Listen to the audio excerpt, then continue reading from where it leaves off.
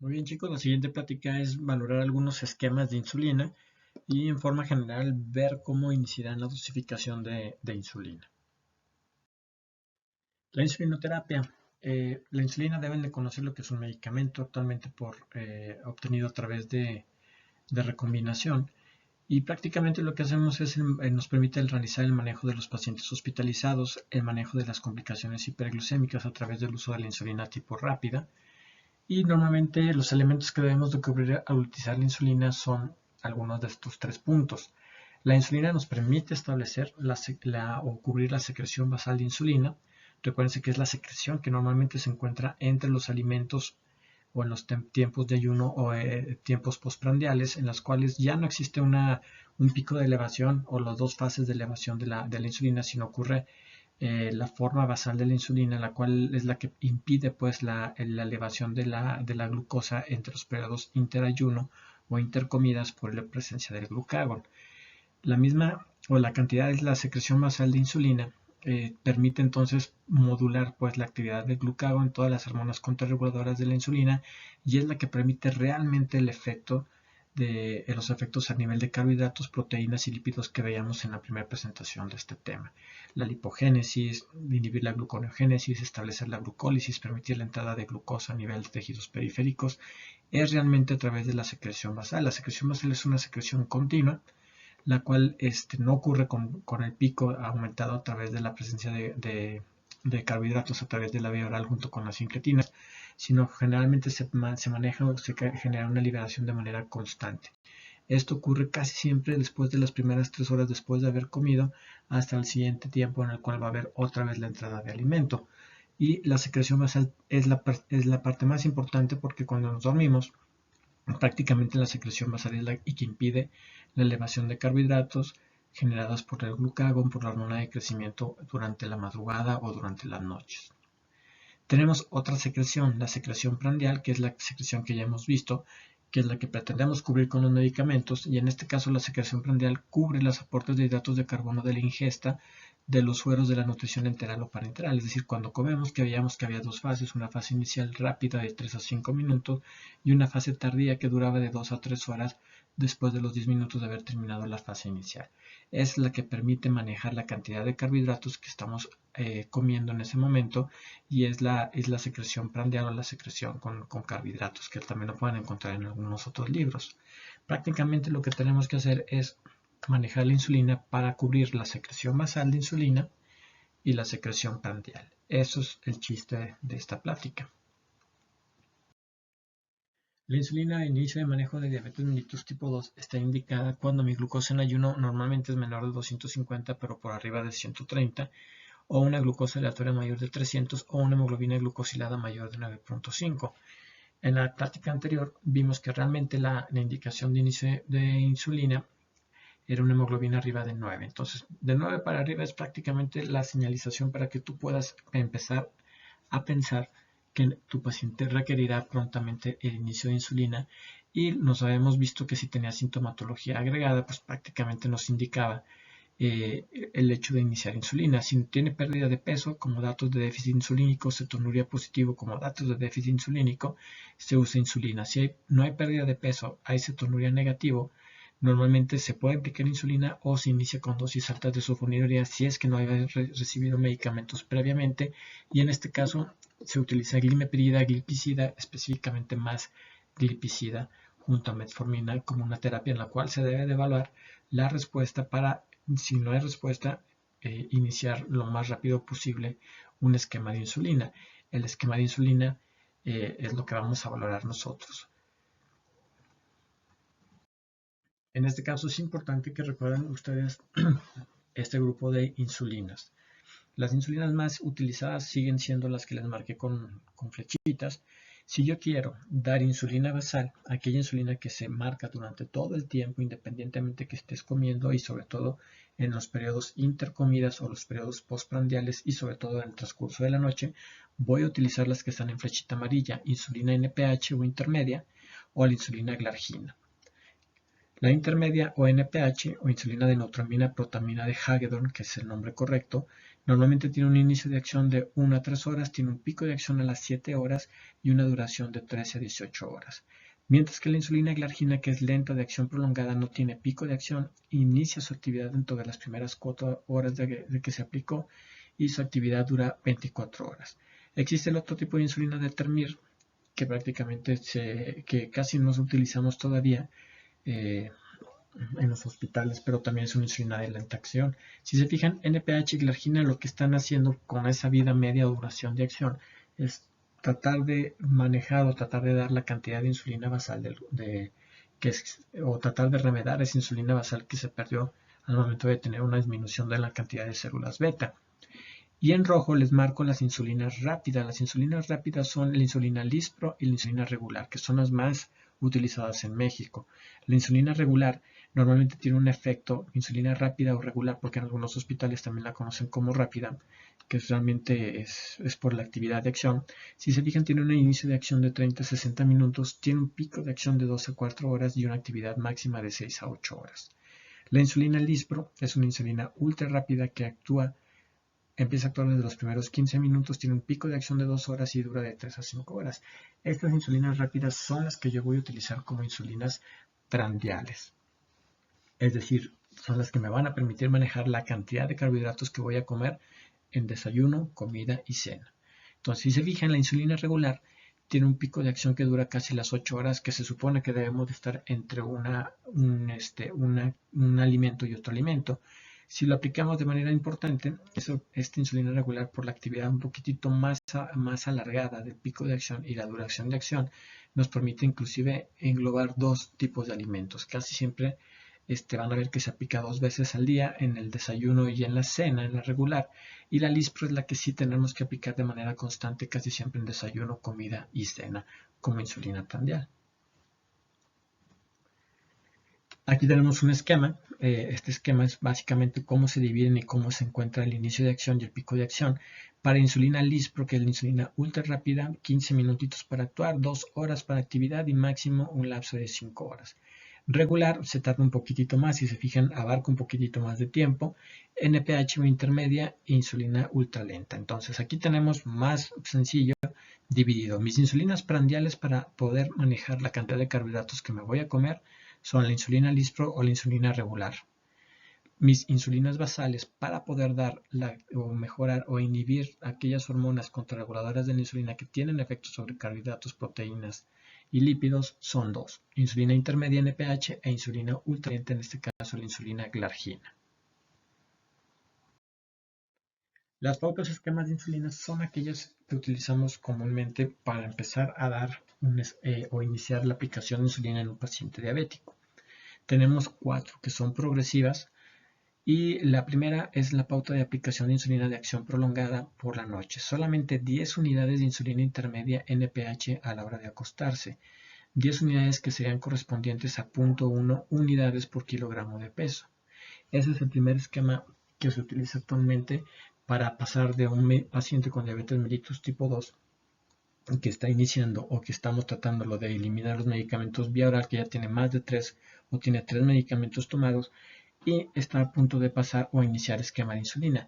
Este esquema de insulina inicial es solamente la aplicación de una dosis estándar de 10 unidades o 0.1 unidades por kilogramo de peso a la hora de acostarse, e involucra que se mantengan los medicamentos mejoradores de la resistencia a la insulina, como son metformina principalmente. Recuerden que las tiazolidinedionas tienen el efecto de incrementar la absorción de sodio y glucosa, incrementar el peso y el edema, y la insulina en su pauta inicial también tiene este efecto. Por lo tanto, tiazolidinedionas con insulina están contraindicadas por el hecho de incrementar el aumento de peso y el edema y la descompensación de presión arterial o descompensación de la insuficiencia cardíaca en los pacientes.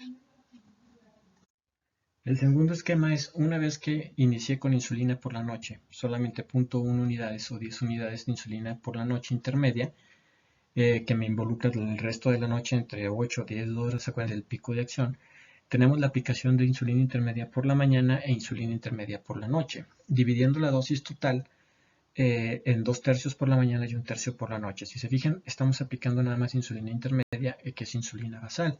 ¿Cómo hacemos para dosificarla? Utilizamos la regla de o la vida el valor de 0.5 o 0.55 por kilogramo de peso para obtener la cantidad de unidades que voy a aplicar. Y esa cantidad de unidades totales se divide 2/3 por la mañana y 1/3 por la noche. Este es un esquema doble de insulina intermedia tratando de emular de nuevo la cantidad de insulina basal que estoy secretando a lo largo de todo el día. Ojo, obviamente este esquema de insulina no me cubre las entradas de alimentos que tengo en el desayuno, comida y cena, es decir, no cubre ese pico de acción durante la entrada de carbohidratos, sino se mantiene estable. Obviamente metaboliza lo que va entrando de carbohidratos, pero no hace o no trata de hacer una compensación por el exceso de carbohidratos, es decir, sí voy a tener algunas hiperglucemias tanto preprandiales como postprandiales, o postprandiales. Entonces, este sería el segundo esquema. En lugar de aplicarse solamente por la noche, tratando de inhibir la elevación de hormona de crecimiento, glucago, cortisol, ahora lo voy a aplicar tanto en la noche como adelante en la mañana para mantener también una adecuada inhibición de estas hormonas contrarreguladoras para inhibir la gluconeogénesis y la liberación de glucosa por el hígado. El tercer esquema, que es otra vez un esquema progresivo, es seguir aplicando el esquema de insulina intermedia NPH mañana y noche más una insulina rápida o una insulina regular. En este caso aquí utilizamos entonces la misma insulina intermedia NPH en la mañana y en la noche y se le aplica en el desayuno y en la cena una insulina regular o rápida. En este caso también se puede aplicar una insulina Lispro, solamente sabiendo que la actividad solamente va a involucrar la cantidad de alimentos que involucra el desayuno y que involucra la cena. Este esquema, obviamente, si se fijan, cada vez vamos aplicando mayor cantidad de insulina o mayores dosis y eso implica mayor cantidad de piquetes. Para el primer esquema era más sencillo, solamente era por la noche, era un piquete nocturno. Para el segundo esquema es un piquete matutino y un piquete nocturno. Y para este tercer esquema es un piquete en la mañana, un piquete en la noche de insulina intermedia, un piquete en la mañana de insulina Lispro o regular y un piquete por la mañana de insulina Lispro regular, es decir, 4 piquetes al día. Estos tres esquemas son los que empleamos más frecuentemente para que el paciente diabético con diabetes mellitus tipo 2 que está iniciando esquemas de insulina. Obviamente es bien importante que ustedes ya hayan establecido en dónde es el principal problema.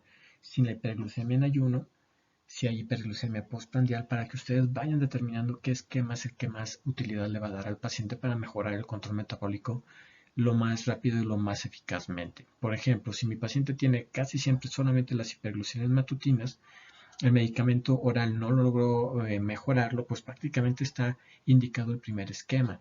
Si mi paciente tiene insulinas postprandiales principalmente en el desayuno, probablemente alcance insulinas postprandiales a mediodía, hiperglucemias postprandiales importantes, el segundo esquema estaría indicado.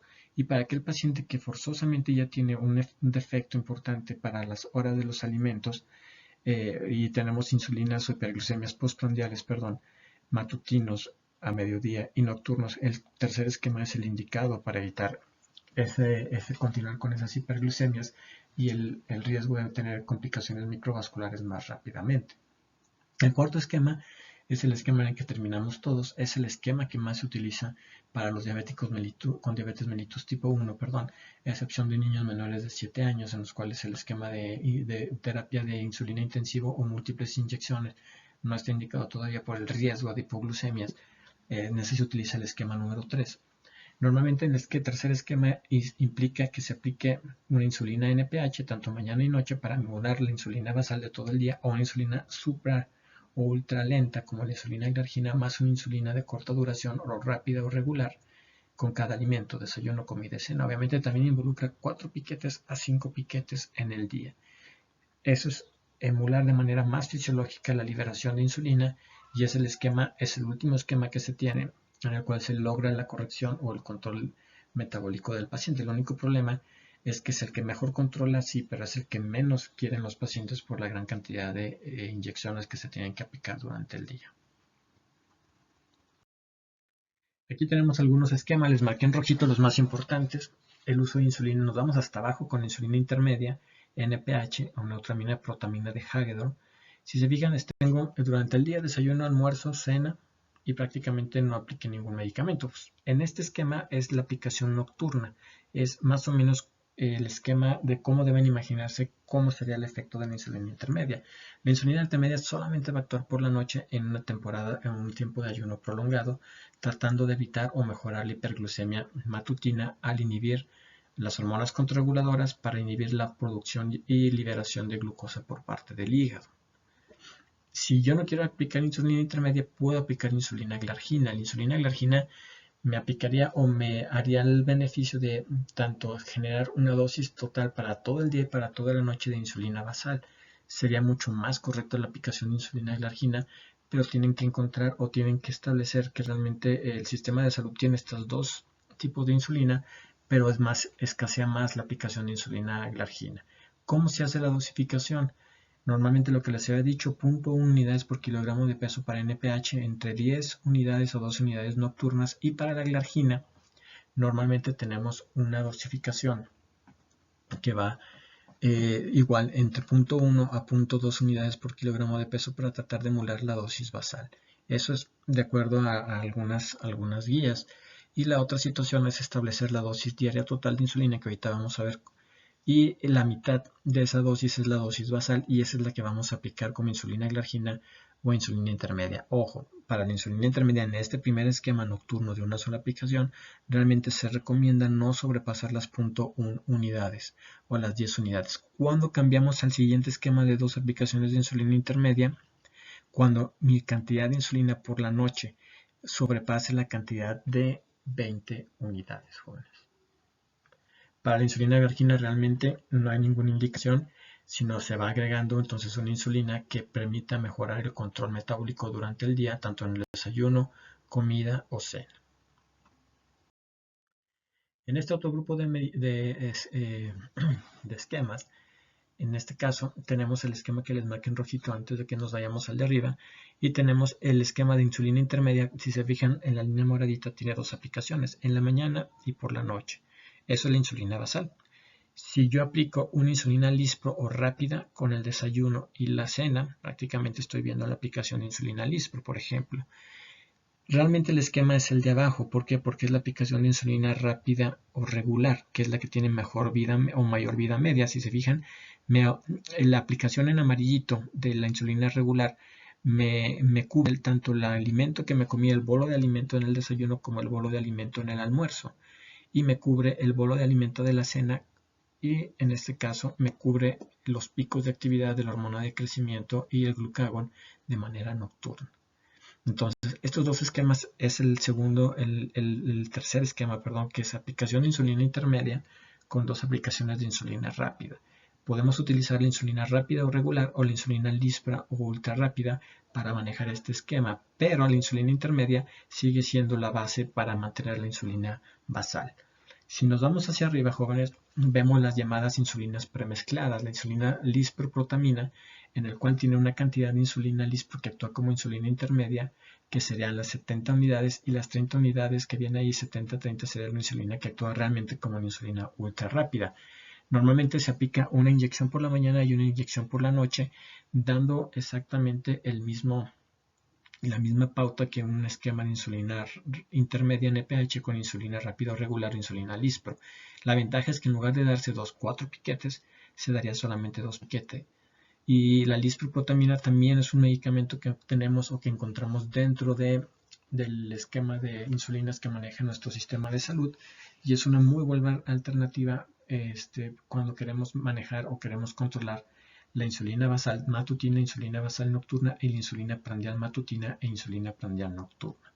Insulina lisproprotamina, no se les olvide, sería el esquema inicial, es la única insulina premezclada que estamos manejando actualmente en México por parte del sistema de salud. Premezclada se refiere a que tienen actividad basal 70 y prandial 30 o 75-25. ¿Cómo hacemos para dosificar esa insulina? Normalmente utilizamos la misma guía de dosis diaria total, y solamente aplicamos la dosis inicial, que es estándar para la mayor parte de los pacientes, de 0.5-0.55 unidades por kilogramo de peso, y las dividimos en dos tomas. En este caso, la cantidad de dosis diaria total, el 50% por la mañana y 50 a 30% por la noche. Ahí depende mucho. Obviamente tienes que mezclar o tienes que hacer la relación 70-30 o 75-25. Eso es la otra situación. Aplicarías el 70% de esa dosis por la mañana y el 30% de manera nocturna. El otro esquema el último esquema es la aplicación de múltiples inyecciones diarias o el esquema intensivo. Nos vamos hasta abajo, jóvenes, y vemos que aplicamos una insulina intermedia a la hora de dormir y aplicamos insulina rápida con los 3 alimentos: desayuno, comida y cena. Aunque bueno, aquí nos muestran el almuerzo, que realmente es es una guía, acuérdense que es una guía americana. Y la insulina intermedia también se puede aplicar 2 veces junto con la insulina rápida o Lispro en este caso, para mejorar la hiperglucemia prandial o postprandial generada por los alimentos desayuno, almuerzo y cena. Entonces, yo les marqué en rojito lo que más empleamos actualmente. Damos una dosis de insulina glargina que dura todas las 24 horas sin pico de acción y aplicamos la insulina Lispro o insulina Axpart con cada alimento. Esa que actúa en los 15 minutos, tiene un pico de acción de 2 horas y un máximo de actividad de 4 horas, con desayuno, comida y cena. Esa sería la dosis o múltiples inyecciones, que es la que se ha estudiado más en la mayor parte de todos los artículos y permite realmente mantener un control adecuado. Aquí lo más importante es que este esquema requiere mucho de la actividad del paciente y que conozca y que pueda titular la dosificación dependiendo de la cantidad también de alimentos o carbohidratos que va a consumir. Entonces, este es un esquema simplificado de insulina. Es realmente una repetición, cómo se empieza a generar. Y lo más importante, cómo se empiezan a generar los esquemas, lo más importante es en el último punto. Para 2 o más inyecciones puedes adicionar metformina. Glitazona realmente no se recomienda actualmente. Este es un esquema anterior. Y es importante, la metformina se puede seguir aplicando con insulina, sí, para mejorar la resistencia a la insulina que te puede ofrecer la actividad de la insulina. ¿Cómo es esto? Vamos a ver ahorita que tenemos algunas situaciones con el empleo de insulina que aparecen durante los primeros 6 meses de empezar a emplearla. ¿Tenemos efectos secundarios de la insulina? Sí, los efectos secundarios más importantes y que debemos de evitar son la hipoglucemia. Eso depende mucho de la dosificación. Tenemos reacciones de alergia a la insulina mediadas por IgE. Sí, son reacciones de hipersensibilidad inmediata en el sitio de inyección y puede haber puede generalizarse hasta urticaria generalizada, pero solamente en menos de 1% de los pacientes. Es una alergia que que puede comunicarse o que puede ser a diferentes tipos de insulina. Normalmente es para un tipo específico de insulina. Esa es la única ventaja. Tenemos otro de los efectos secundarios de la insulina, que es la lipodistrofia, que es la alteración o adelgazamiento del tejido graso subcutáneo, porque se pone de manera subcutánea, en el cual se empieza a adelgazar este tejido y necesitamos emplear el mecanismo de rotación en las zonas de inyección para evitar este efecto. Es un efecto inmunológico generado con una respuesta inmunológica a la cantidad de insulina que se está aplicando. Si se aplica en el mismo sitio durante muchas veces o durante mucho tiempo, es el efecto que se va generando. Y el efecto de resistencia a la insulina, que normalmente es debido a la creación de anticuerpos frente a la insulina, un 60% a los 6 meses, pero es prácticamente con poca relevancia clínica, gracias a Dios. Menos del 0.1% de pacientes presentan insulinoresistencia con el empleo de insulinas actuales. El otro efecto, que ese sí se presenta importantemente dentro de las primeras 24 48 horas o la primera semana inclusive de inicio de empleo de insulina, es el llamado edema insulínico, en el cual existe edema por retención de líquido. ¿Se acuerdan de cuando veíamos la fisiopatología? La insulina por sí sola es capaz de incrementar la absorción de sodio y glucosa en el túbulo proximal. Pues existe exactamente lo mismo con las preparadas o con las preparaciones por recombinación o las insulinas exógenas, en la cual se incrementa la absorción de sodio y glucosa de manera en los primeros 2 días a la primera semana y empieza a haber edema. Obviamente esto tiende a durar o tiene una duración habitualmente de 2 a 3 semanas, en el cual se tiene que buscar la dosificación menor, pero que se activa para control metabólico de carbohidratos y que disminuye en menor efecto. El efecto va disminuyendo conforme se sigue aplicando y disminuyamos la dosis inicial con la que se empezó a emplear. Es decir, en lugar, empezamos con 0.55, empezamos a bajar de 0.4, 0.3, 0.2 unidades por kilogramo de peso, pero sin descuidar el control metabólico que estamos buscando para el metabolismo de carbohidratos. La resistencia a la insulina, que es un apartado que agregué para este semestre, es realmente la necesidad de 200 o más unidades de insulina al día para controlar la hiperglucemia. Puede ser un defecto pre-receptor, receptor y postreceptor. Ojo, estamos hablando de resistencia a la insulina a la aplicación de insulina exógena. El defecto pre-receptor son insulinas anómalas o anticuerpos antiinsulinas. Ese es el principal defecto que podemos encontrar en los diabéticos tipo 1 y son IgGs mediadas con tal tipo o anticuerpos antiinsulina. El defecto receptor, que es la disminución del número de receptores o de la unión de la insulina, que depende mucho también del grado de obesidad, y el efecto postreceptor, que es la anomalía de las transmisiones de señales, que también es resistencia a la insulina, casi siempre también asociado a obesidad.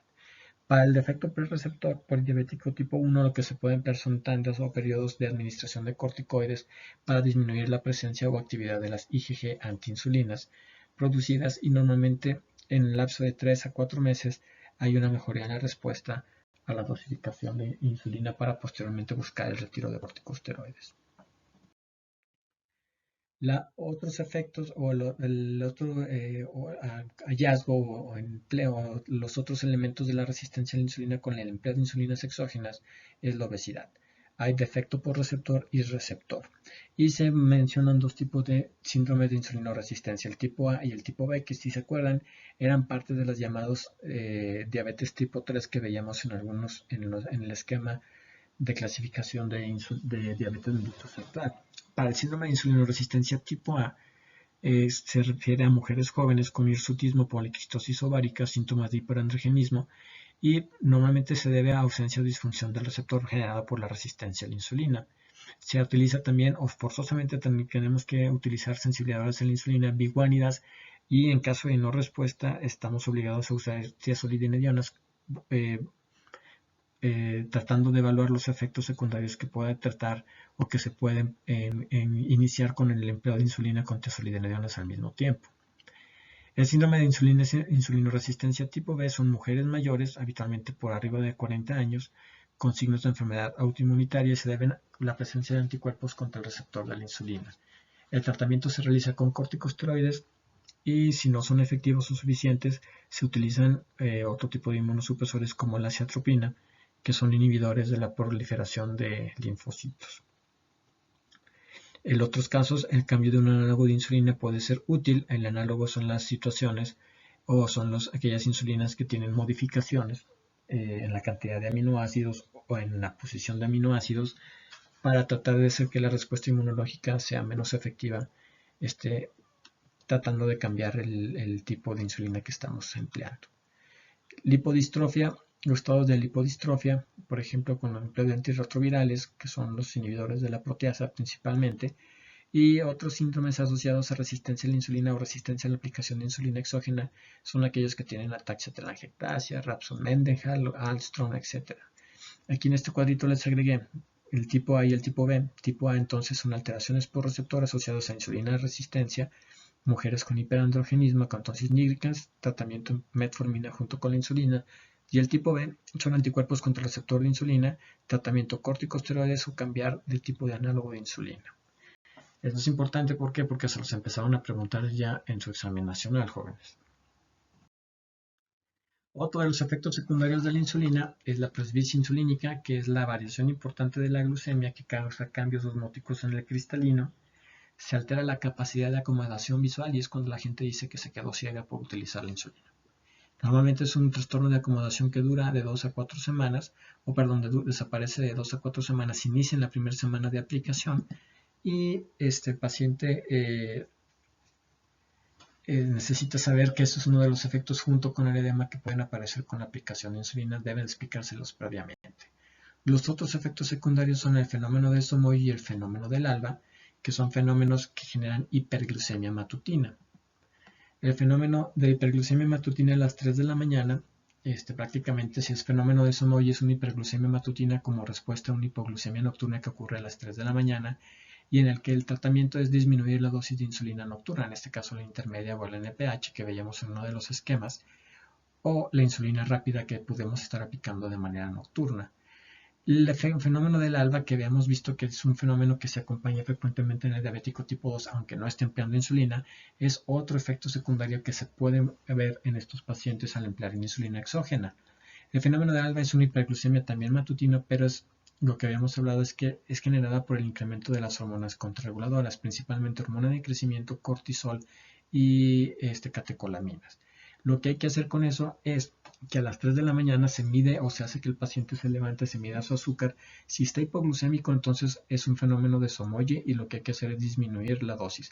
Pero si está hiperglucémico, significa que esas hormonas contrarreguladoras están en exceso y tenemos que incrementar la dosis de insulina nocturna para hacer o contrarregular la cantidad de hormonas contrarreguladoras, glucagón principalmente, elevados a estas horas, para evitar que tengan el efecto de gluconeogénesis y liberación de glucosa hepática y no amanezca con la glucosa tan alta. Entonces, es importante que en estos dos fenómenos ustedes le expliquen al paciente que a las 3, entre 2 y 3 de la mañana deben estar midiendo su azúcar para poder hacer la diferenciación entre los dos, porque los dos se van a manifestar igualmente con hiperglucemias matutinas. Otras situaciones, recuerden que la principal complicación del uso de insulina es la hipoglucemia. ¿En qué situaciones es más importante evitar que no caiga en hipoglucemia mi paciente más que controlar la hemoglobina glucosilada? En los niños menores de 8 años, en diabéticos con neuropatía autonómica grave, pacientes con trastornos mentales graves, ancianos arriba de 65 años y cardiópatas en presencia de accidentes o pacientes con eventos vasculares cerebrales. Recuerden que la hipoglucemia es un riesgo cardiovascular independientemente. Entre más cantidad de hipoglucemias tenga mi paciente, más riesgo tiene de fallecer por una cardiopatía, en este caso por un síndrome coronario, o tiene más riesgo de presentar un evento vascular cerebral o incrementar el evento vascular cerebral que ya tiene el paciente. En los niños menores de 8 años, la hipoglucemia detiene el desarrollo cognitivo y esa es la importancia de por qué no se emplea el esquema de insulina intensiva en menores de 7 años para evitar las hipoglucemias de estos pacientes. La dosificación de insulina, hacemos o tratamos de establecer la dosis basal de insulina o el requisito de diario total de insulina o DDT, dosis diaria total, que es 0.55 por peso de kilogramo de peso. Esa es la manera como ustedes van a saber qué cantidad de insulina debe estar produciendo ese paciente con ese peso estable. 0.55 es una constante que viene de la relación de que una unidad de insulina disminuye de 50 miligramos o 55 miligramos de glucosa a nivel sérico. ¿Sí? Una unidad de insulina de acción rápida cubre de 12 a 15 gramos de carbohidratos. Si se fijan, casi todas las determinantes o las definiciones vienen como unidad de insulina rápida. La insulina de acción rápida, que es la que empleamos para las situaciones urgentes, cetocidosis, estados hiperosmolares, para controlar los estados hiperglucémicos, prácticamente es la que más tiene funcionamiento similar a la insulina endógena. Entonces, una vez que establezco mi dosis diaria total de insulina, tengo que establecer cuánto es lo que va a bajar esa unidad de insulina que voy a aplicar específicamente en mi paciente, y eso lo obtengo a través de generar o establecer el llamado factor de corrección de azúcar alta en sangre, que es dividir la dieta que estoy llevando a mi paciente en ese momento, que son, por ejemplo, aquí marcan las 1800 calorías de la dieta entre la dosis diaria total. Significa que, por ejemplo, si yo tengo un paciente y está empleando un paciente en este caso de 70 kilos y su dosis diaria total serían, déjenme hacer la cuenta, 0.55 por 7, 735, 7.35 serían 38 unidades. De esas 38 unidades, que son la cantidad de insulina que está produciendo de manera diaria, la voy a dividir entre las 1800 calorías de su dieta y me va a dar un número. Ese número, por ejemplo, sería que una unidad de insulina para ese paciente específico con esa dieta y con ese peso va a bajar 20 a 30 miligramos por decilitro de glicemia en ese paciente por cada unidad que esté empleando. Eso es lo que me trata de decir este llamado factor de corrección de azúcar alta en sangre. Ustedes háganlo con su peso, hagan la situación, hagan la división y van a encontrar que realmente es la manera correcta de poder establecer en cada paciente cuánto es lo que una unidad de insulina que le voy a aplicar le podría estar bajando. Aquí sí se sobrelapa pues el tipo de insulina a una insulina intermedia, a una insulina regular o rápida, a una insulina ultra lenta como la glargina. Es decir, la unidad aquí se hace equiparable a cualquiera de estos tipos de insulina. Así tenemos pues que mi dosis basal es el 50% de la dosis diaria total de insulina que establecí y la dosis prandial es el otro 50%. Por ejemplo, para ese mismo paciente de 70 kilos le tocaban 38 unidades. De esas 38 unidades, la mitad corresponderán a la aplicación de insulina basal, que puede ser por insulina intermedia NPH o insulina glargina, y el otro 50% va a aplicarse de manera prandial, ya sea utilizando insulina rápida o regular o insulina Lispro. Las guías de la ADA del 2020 prácticamente siguen siendo igual desde hace 2 años. Se establecen una dosis diaria total. La dosis de nuestro paciente para un diabético tipo 1 es de 0.5 unidades por kilogramo por día, 0.55 por kilogramo de peso. Esa es la cantidad de dosis que le tocaría a nuestro paciente. A partir de ahí nosotros dividimos 50% para dosis diaria total, del 50% de la dosis diaria total para insulina basal y 50% para insulina prandial. Para el diabético tipo 2, la dosificación aumenta desde 0.4 hasta 1 unidad por kilogramo de peso. Inclusive en esta misma guía se hace la recomendación que puede llegarse a aumentar hasta 1.5 unidades por kilogramo de peso, obviamente en caso de resistencia a la insulina. Y una vez que se empieza a generar el cambio, van a haber obviamente mucho mayor dosificación de insulina. ¿Cómo se hace? Para eso se los puse en cuadrito rojo. El cuadrito de ojo dice: primera situación para establecer en ambos tipos de diabetes el régimen de insulina es 1. Determinar la dosis diaria total, 0.5, 0.7 por kilogramo de peso para el tipo 1, 0.4 a 1 unidad por kilogramo de peso o más, hasta 1.5 para el diabético tipo 2. Determina la dosis diaria, la dosis basal, que sería el 40 o el 50% de la dosis diaria total. Para la dosis basal utilizo las insulinas de acción prolongada como la glargina o insulinas de acción intermedia como NPH, 2 veces al día, o en el caso de glargina 1 vez al día por la mañana o la hora de ir a la cama. Determinar la dosis prandial de insulina es dividir o restar la dosis diaria totalmente en la dosis basal, y con eso establezco la dosis prandial. ¿Qué esquema de insulina o qué tipo de insulinas voy a emplear para la dosis prandial? La insulina de acción rápida o ultra rápida como Lispro o Aspart, y la divido en 3 dosis, desayuno, comida y cena, y se aplican 15 a 30 minutos antes de cada comida. Y si no quiero emplear de esas porque no lo tengo en mi sistema de salud o mi paciente no puede adquirirlas porque son caras, la insulina rápida o regular, que la divido en 2 dosis solamente antes del desayuno y antes de la cena. Eso sería la aplicación o la manera de cómo se establece la dosificación y el régimen de insulina. Obviamente todo esto no es una receta de cocina, todo esto lo tienen que averiguar ustedes determinando cómo está la hiperglucemia en el ayuno y la hiperglucemia postprandial del paciente. ¿Cómo le hago para determinar la hiperglucemia postprandial del paciente? Le hago que a las 2 horas se vuelva a checar el azúcar después de dar una comida y veo qué cantidad de glicemia está manejando de más después de comer, para poder determinar si su principal problema es mejor controlar la glicemia postprandial o el principal problema es controlar la hiperglucemia en ayuno. Dependiendo cuál es la que predomine, yo voy a empezar a generar un esquema que permita el control de ambas. Ya sé que si le aplico una dosis de insulina por la noche, controlo la hiperglucemia matutina o en ayuno, y si aplico insulina antes de comer o prandial, controlo la hiperglucemia postprandial. Ese sería lo más sencillo de poderles responder a sus dudas. Y la última corrección es: a quienes necesito o se prefiere la insulina como tratamiento de primera línea antes que hipoglucemiantes orales, embarazo, aquellos que tienen poliuria, polidipsia, cetosis, y los pacientes con la variedad LADA del diabetes mellitus tipo 1. Obviamente el diabetes mellitus tipo 1 prácticamente necesita emplear la insulina como parte de su tratamiento inicial.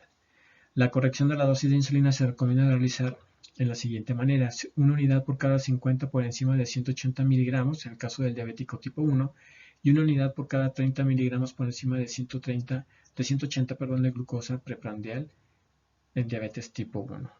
Glucosa capilar preprandial se refiere al uso de Dextroxis. Entonces, hay de ustedes, si los veo en el internado poniendo Dextroxis cada 8 horas, es glucemia capilar preprandial. Es la manera correcta de establecer su medición por parte, o es la manera de indicar la medición por parte del servicio de enfermería. Eso es una rápida revisión, jóvenes. Solamente vamos a ver 4 esquemas. Esos 4 esquemas que vimos, hay múltiples esquemas dependiendo de la situación del paciente, pero esos 4 esquemas son los necesarios que ustedes aprendan de manera básica para que puedan después ir agregando o quitando. Los esquemas son móviles, son dinámicos, no se quedan iguales. Eso depende mucho de la situación de alimentación del paciente, de la situación de vida, de la situación cultural del paciente. Es importante que no se casen con un esquema, sino que traten de modificarlo o adecuarlo al tipo de vida que lleva su paciente para que sea mucho más aceptable y sea mucho más efectivo.